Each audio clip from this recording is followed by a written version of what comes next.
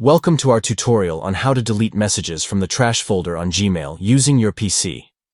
Let's walk through the steps to help you effectively manage your deleted emails. To begin, open your computer and navigate to Gmail by accessing your web browser. Once you're logged into your Gmail account, look to the left side of the screen. Click on More, and then select Trash from the drop-down menu to access your deleted messages.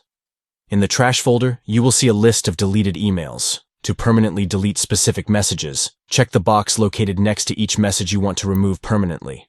After selecting the messages you wish to delete forever, go to the top of the page and click on the Delete Forever option. This action will permanently erase the selected messages from your trash folder.